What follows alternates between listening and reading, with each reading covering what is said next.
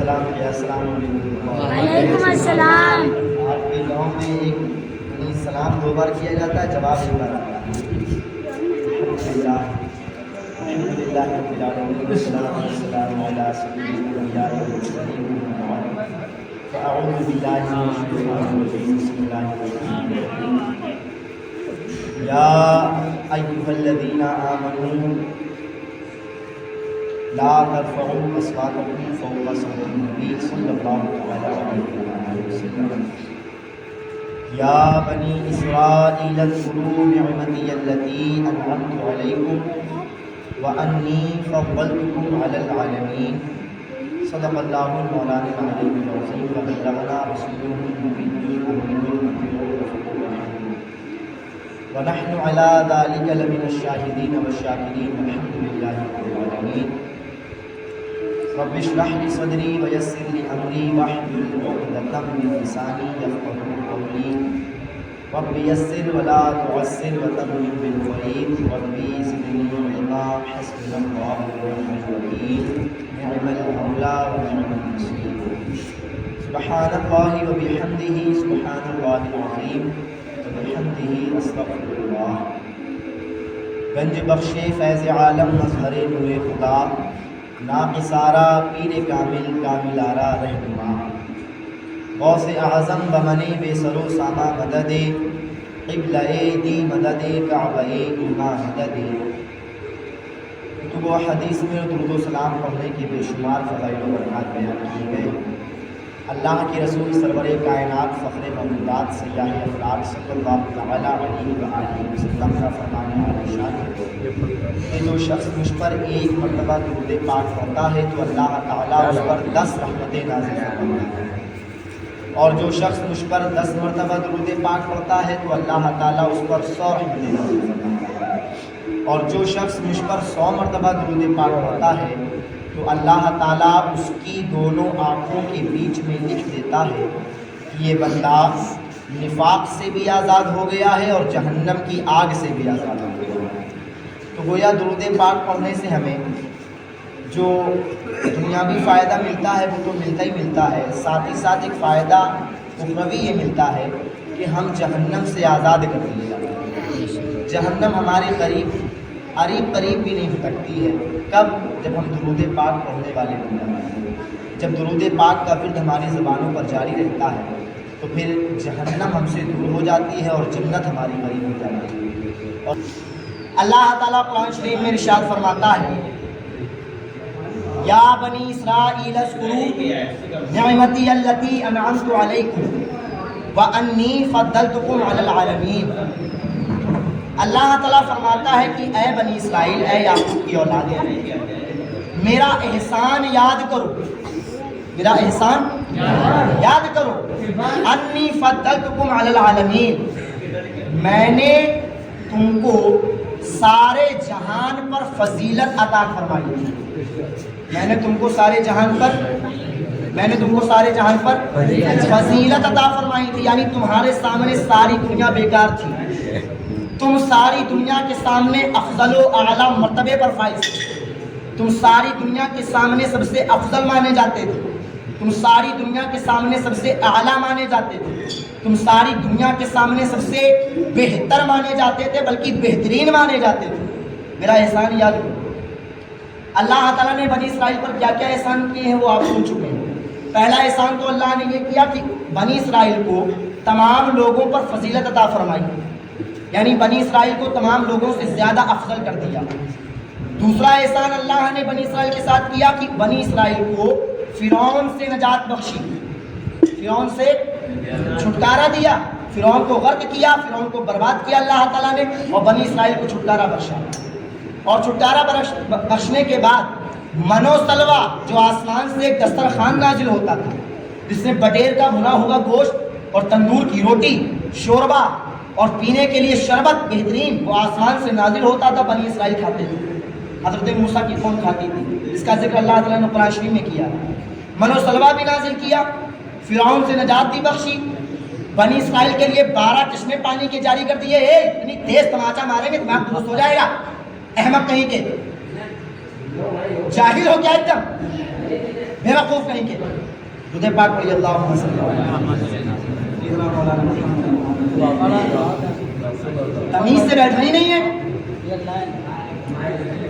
اللہ تعالیٰ نے اتنے سارے احسان کر کے کہا کہ میں نے تم پر احسان یہ سب سے بڑا کیا کہ تمہیں سارے جہان سے افضل بنا دیا. تمہیں سارے جہان سے افضل بنا دیا. اب یہاں پہ غور کیجیے. بنی اسرائیل حضرت موسیٰ علیہ السلام کی قوم ہے. بنی اسرائیل حضرت ہارون علیہ السلام کی قوم ہے. بنی اسرائیل حضرت عیسیٰ علیہ السلام کی قوم ہے. حضرت موسیٰ، حضرت عیسیٰ، حضرت ہارون، حضرت یعقوب، حضرت یوسف، حضرت اسحاق، یہ ان کی قوم بنی اسرائیل ہے. کیونکہ حضرت یعقوب کی اولادوں کو بنی اسرائیل کہا جاتا ہے.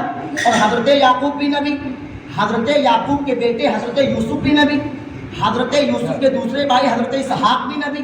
اور حضرت یوسف کے بعد اللہ تعالیٰ نے حضرت موسیٰ کو بھی اسی قوم میں بھیجا، حضرت عیسیٰ کو بھی اسی قوم میں بھیجا. اور جناب عیسیٰ کے بعد محمد رسول اللہ صلی اللہ تعالیٰ علیہ وآلہ وسلم کو اللہ تعالیٰ نے ہم لوگوں کے بیچ میں مبعوث فرمایا، بھیجا. اللہ تعالیٰ نے اپنے نبی کو ہم گناہ گاروں کے بیچ میں بھیجا. اب بنی اسرائیل سے اللہ یہ کہہ رہا ہے کہ میں نے تمہیں سارے جہان پر فضیلت بخشی ہے. کیوں فضیلت بخشی؟ اس لیے کہ تم میرے نبی جناب موسیٰ کی قوم ہو، تم میرے نبی جناب عیسیٰ کی قوم ہو، تم میرے نبی جناب ہارون کی قوم ہو. تو جس طرح سے میں موسیٰ، ہارون اور عیسیٰ سے محبت کرتا ہوں، ایسے ہی ان کے ماننے والوں سے محبت کرتا ہوں. جس طرح سے میں موسیٰ سے محبت کرتا ہوں تو جو موسیٰ کو مانے گا اس سے بھی میں محبت کروں گا. جو میں ہارون سے محبت کرتا ہوں، جو ہارون کو مانے گا میں اس سے بھی محبت کروں گا. میں عیسیٰ کی، اللہ تعالیٰ کہہ رہا ہے کہ میں عیسیٰ سے محبت کرتا ہوں تو جو عیسیٰ کو مانیں گے میں اس سے بھی محبت کروں گا. گویا بنی اسرائیل کو فضیلت اس لیے بخشی گئی کیونکہ بنی اسرائیل نبیوں کی قوم تھے. لیکن آج آئیے ذرا، میرے آقا، ہم سب کے مولا، مصطفیٰ جان رحمت، شمع بزم ہدایت، نوشہ بزم جنت، میرے آقا کریم علیہ السلام کی بارگاہ میں حاضر ہوئیے اور عرض کیجئے یا رسول اللہ انظر حالنا، یا حبیب اللہ اسمع قالنا. اے میرے آقا مولا، آپ سے پہلے جتنے نبی آئے ان کی قوموں کے بارے میں اللہ نے فرمایا کہ میں نے تمہیں تمام جہان پر فضیلت بخشی ہے. اے میرے آقا، ہم لوگ تو آپ کی قوم میں ہیں، ہم لوگ تو آپ کی امت میں ہیں، ذرا بتائیے تو صحیح، کیا اللہ نے ہمیں بھی کچھ دیا ہے یا نہیں دیا ہے؟ کیا اللہ نے ہمیں بھی کچھ دیا ہے یا نہیں دیا ہے؟ تو میرے آقا نے فرمایا میں جواب نہیں دوں گا، اس کا جواب خود اللہ تعالیٰ دے گا. اللہ نے قرآن بنا کر کے نازل کر دیا. قرآن کہتا ہے کنتم خیر امت اخرجت للناس. اللہ فرماتا ہے اے امت محمدی، میں نے تم کو سب سے بہتر امت بنا کر کے بھیجا ہے.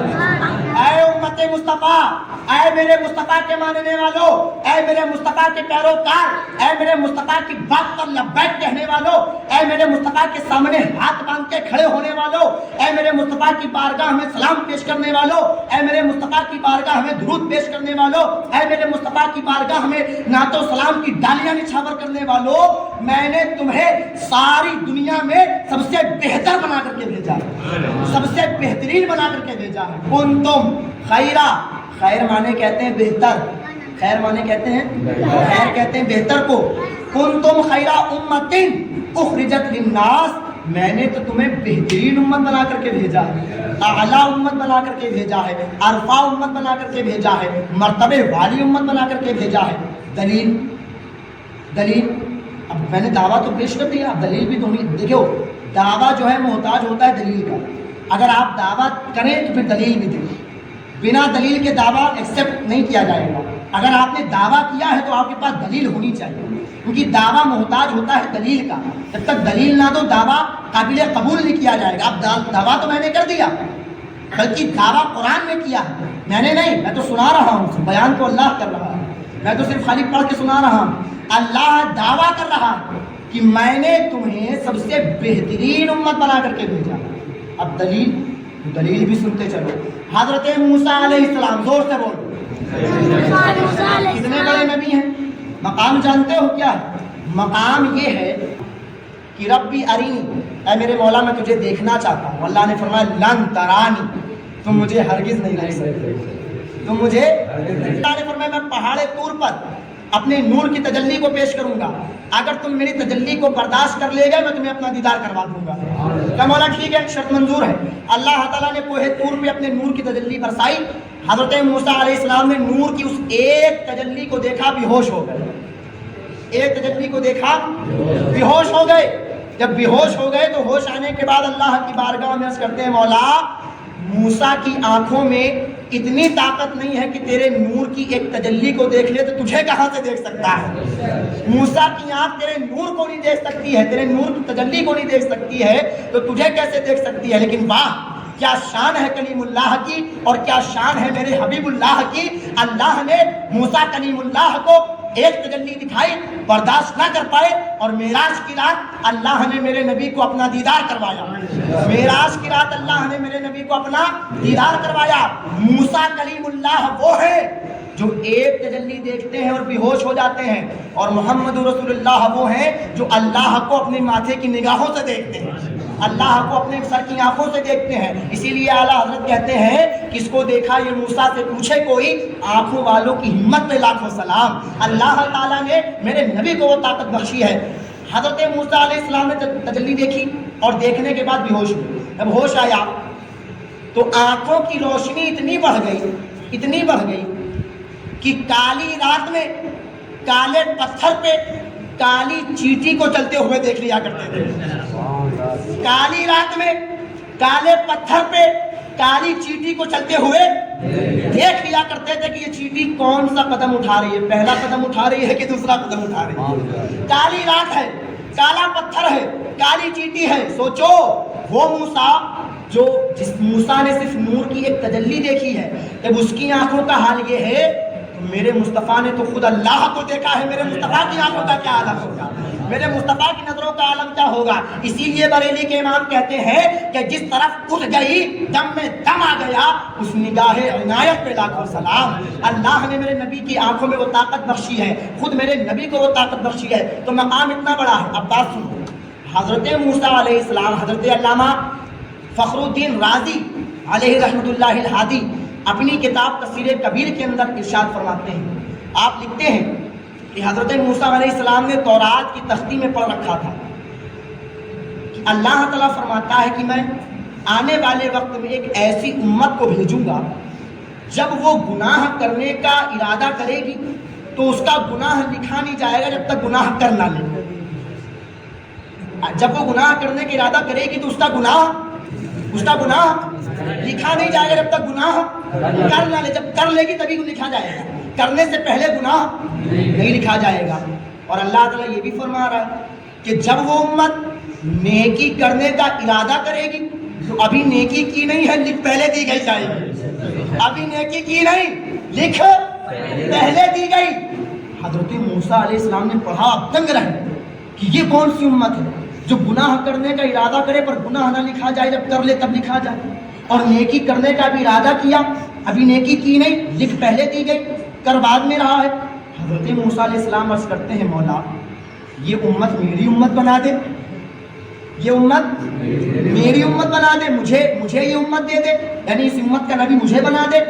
اللہ نے فرمایا نہیں موسیٰ، یہ امت تو میرے مصطفیٰ کی ہے، یہ امت تو میرے مصطفیٰ کی ہے۔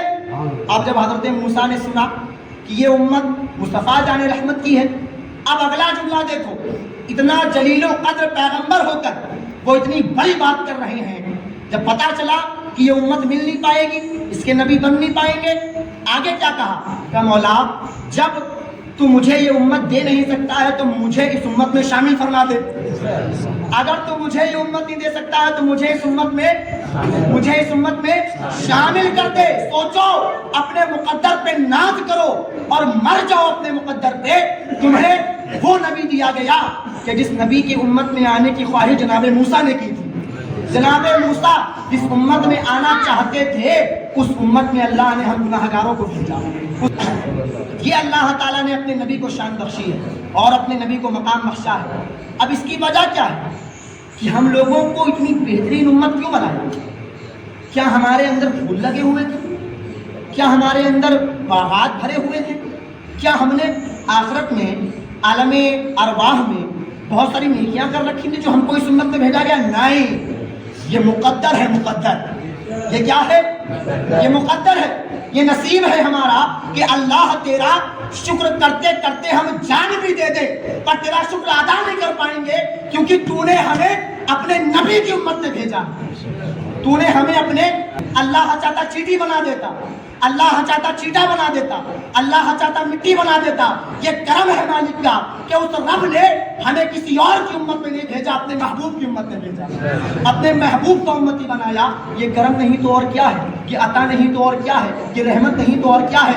آج انسان کہتا ہے اللہ نے مجھے دیا ہی کیا ہے؟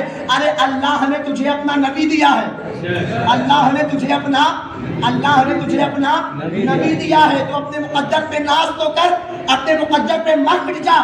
تجھے اللہ نے وہ نبی دیا کہ جس نبی کا مقام یہ ہے کہ سب سے اولا وہ والا ہمارا نبی، سب سے بالا وہ والا ہمارا نبی، دونوں عالم کا دولا ہمارا نبی، خلق سے اولیاء، اولیاء سے رسول اور رسولوں سے اعلیٰ ہمارا نبی۔ اللہ نے ہمیں وہ نبی دیا ہے، اللہ نے ہمیں وہ محبوب دیا ہے، اللہ نے ہمیں وہ حبیب دیا ہے۔ اپنے مقدر پہ ہم جان دے دیں، اپنے نصیب پہ ہم جان دے دیں، پھر بھی اللہ کا شکر ادا نہیں کر پائیں گے۔ اب اس بات کی بھی دلیل لے لو۔ لوگ کہتے ہیں یہ کون سی بات ہے شکر کی، یہ کون سی بات ہے شکر کی؟ ارے اپنے پیدا ہوئے ہو تو اپنے نصیب سے پیدا ہوئے، تو نصیب لکھتا کون ہے یہ بتاؤ؟ نصیب لکھا کس نے؟ اللہ کے حکم سے لکھا گیا ہے نا، نون۔ قرآن 29واں پارہ اٹھاؤ، پتہ چلے گا نصیب کس نے لکھا ہے، نون والقلم وما یسطرون۔ قسم ہے قلم کی اور اس کے لکھے ہوئے کی، قسم ہے قلم کی اور اس کے۔ جب اللہ نے قلم بنایا، قلم جانتے ہیں نا پین، جب اللہ نے قلم بنایا اور لوح محفوظ بنایا تو قلم سے فرمایا اے قلم لکھ، کیا فرمایا؟ لکھ۔ قلم نے کہا مولا کیا لکھوں؟ تو اللہ نے فرمایا جو ہو چکا ہے اور جو قیامت تک ہونے والا ہے سب کچھ لکھ دے، جو ہو چکا ہے جو قیامت تک ہونے والا ہے۔ اب جو کچھ لکھا گیا ہے یہ اللہ کی مرضی سے لکھا گیا ہے نا۔ بولو قلم کی جرت ہے کہ کوئی بھی چیز اللہ کی بغیر مرضی سے لکھ دے؟ وہ جو کچھ قلم نے لکھا وہ اللہ کی مرضی سے لکھا نا۔ اسی لیے تو قلم نے پوچھا کہ مولا کیا لکھوں؟ اگر اسے اپنی مرضی سے لکھنا ہوتا تو پوچھتا ہی نا، وہ بنا پوچھے لکھنا شروع کر دیتا، پر اس نے پوچھا کہ مولا لکھوں کیا؟ تو اللہ نے فرمایا جو ہو چکا ہے جو قیامت تک ہونے والا ہے سب لکھ دے۔ تو اللہ یہ چاہتا تھا کہ میرے جیسا گناہگار اس کے نبی کی امت میں شامل ہو جائے۔ اللہ یہ چاہتا تھا، تبھی تو ہماری سنت، یہ زمین بھی میرے نبی کی وفادار ہے، یہ آسمان بھی میرے نبی کا وفادار ہے، یہ پوری کائنات میرے نبی کی وفادار ہے۔ تو بولو جب اس کائنات کو اللہ نے میرے نبی کا وفادار اور تابع دار بنا کر کے بھیجا ہے تو ہم گناہگار اپنے نبی کے فرما بردار کیوں نہ بنیں؟ ہم گناہگار نبی کی میلاد کو کیوں نہ منائیں؟ ہم گناہگار نبی کی شان کو کیوں نہ بیان کریں؟ ہم گناہگار حضور کے مرتبے کو کیوں نہ بیان کریں؟ تو یہ حضور کی وجہ سے ہم افضل ہوئے ہیں۔ اس کی وجہ سے ہوئے ہیں حضور افضل، تو حضور کی وجہ سے حضور کی امت بھی افضل، حضور افضل تو حضور کی وجہ سے حضور کی امت بھی افضل۔ اب مخالف نے سوال کیا، آخری بات بتا رہا ہوں، مخالف نے کہا کہ مکہ میں تو کعبہ ہے، مکہ میں کیا ہے؟ کعبہ۔ مکہ میں تو آب زمزم کا کنواں ہے، مکہ میں تو صفا مروہ ہے، مکہ میں تو حتیم ہے، مکہ میں تو مقام ابراہیم ہے، مکہ میں تو بڑی بڑی اللہ کی نشانیاں موجود ہیں، مدینہ میں تو خالی حضور ہے، مدینہ میں تو خالی حضور ہے۔ تو مخالف نے اعتراض کیا بتاؤ مکہ افضل یا مدینہ افضل؟ بھائی مکہ میں تو کعبہ ہے، مدینے میں تو کعبہ نہیں ہے، مکہ میں تو کعبہ ہے، مدینے میں تو خالی حضور جلوہ گر ہے، مدینے میں تو آب زمزم کا کنواں ہے، مکے میں تو آب زمزم کا کنواں ہے، مدینے میں ایسا کچھ نہیں ہے۔ وجہ کیا ہے کہ کیا افضل، مکہ افضل یا مدینہ افضل؟ تو ہم جب اللہ نے میرے نبی کو پیدا کیا تو مکے میں پیدا کیا، 40 سال میں اعلان نبوت کروایا، 53 سال میں ہجرت کروائی اور 10 سال حضور نے مدینے میں بتائے، مدینے میں بسر فرمائے اور مدینے میں ہی انتقال کیا۔ جب تک میرے آقا مکے میں رہے تب تک مکہ افضل تھا، اور جب میرے آقا مکے سے مدینے آ گئے تو مدینہ افضل ہو گیا۔ مکے کی زمین افضل نہیں ہے، مدینہ کی زمین افضل نہیں ہے، افضل نبی کا پیر ہے، افضل نبی کا قدم ہے۔ نبی کا قدم اگر مکے میں رہے تو مکہ افضل ہو جاتا ہے، اور نبی کا قدم مدینے میں رہے تو مدینہ افضل ہو جاتا ہے۔ تو اب آؤ جملہ دے رہا ہوں، پسند آئے تو دعائیں دینا۔ مکے میں کعبہ ہے، مکہ اس لیے افضل ہے اور مدینے میں کعبے کا کعبہ ہے مدینہ اس لیے افضل ہے، مدینے میں کعبے کا کعبہ ہے مدینہ اس لیے افضل ہے۔ اور ہم لوگ کس لیے افضل ہیں؟ مکے میں تو کعبہ اس لیے مکہ افضل، مدینے میں کعبے کا کعبہ اس لیے مدینہ افضل۔ اور ہم لوگ کس لیے افضل کہ ہمارے آقا مصطفیٰ جان رحمت ہے، ہم لوگ اس لیے افضل ہیں۔ کس لیے افضل ہے؟ زور سے بولو، ہمارے آقا مصطفیٰ جان رحمت ہے، ہمارے آقا ہمارے آقا۔ ہم لوگوں کی افضلیت کی وجہ کوئی اور نہیں ہے، ہم لوگوں کی افضلیت کی وجہ محمد رسول اللہ صلی اللہ تعالی علیہ وآلہ وسلم کی ذات مبارکہ ہے۔ تو مسلمانوں، جس نبی کی وجہ سے ہم لوگوں کو اتنا بڑا مقام ملا، جس نبی کی وجہ سے ہم لوگوں کو اتنا بڑا رتبہ ملا، جب اس نبی کا جشن ولادت آئے سال میں ایک مرتبہ، تو ہم لوگ دلیلیں مانگتے پھر، جھنڈے کی دلیل لاؤ، لائٹ کی دلیل لاؤ، جلوس کی دلیل لاؤ، میلاد کی دلیل لاؤ۔ دلیل نہ دو، اگر کوئی یہ کہے کہ نبی کے زمانے میں میلاد نہیں تھا تم کیوں کرتے ہو؟ کوئی یہ اگر کہے کہ نبی کے زمانے میں میلاد نہیں تھا تم تو آپ جواب دیجئے، نبی کے زمانے میں تو آپ بھی نہیں تھے، آپ کہے ہیں آپ مر جائیے۔ نبی کے زمانے میں تو آپ بھی نہیں تھے نا، اگر نبی کے زمانے میں میلاد نہیں ہو، میلاد حرام، تو نبی کے زمانے میں آپ بھی، اس کا مطلب آپ بھی حرام۔ اگر نبی کے زمانے میں آپ نہیں تو آپ بھی حرام۔ اگر کوئی یہ کہے کہ میلاد منانا کہاں لکھا ہے، آپ جواب دیجئے سنیوں کی قسمت میں لکھا ہے، سنیوں کی قسمت میں لکھا ہے، ہمیں گھٹی میں پلایا گیا ہے۔ بلغ العلا بکمالہ کشف الدجا بجمالہ حسنت جمیع خصالہ صلوا علیہ وآلہ۔ گھٹی میں پلایا گیا ہے کہ آپ کا تشریف لانا وقت بھی کتنا سہانا، پورے کرتی تھی گرانا، یا نبی سلام علیکہ، یا رسول سلام علیکہ، یا حبیب سلام علیکہ، صلوات اللہ علیکہ۔ اور یہ اعلان کرتے چلو کہ یا رسول اللہ کے نعرے سے ہم کو پیار ہے، ہم نے یہ نعرہ لگایا ہمارا بیڑا پار ہے، ہم نے یہ نعرہ لگایا ہمارا بیڑا پار ہے۔ اللہ تعالیٰ کی بارگاہ میں دعا ہے مولا پاک جو کچھ سنا ہے اس کو یاد رکھنے، اس پر عمل کرنے اور اسے دوسروں تک پہنچانے کی توفیق عطا فرما۔ آمین۔ وآخر دعوانا الحمدللہ رب العالمین۔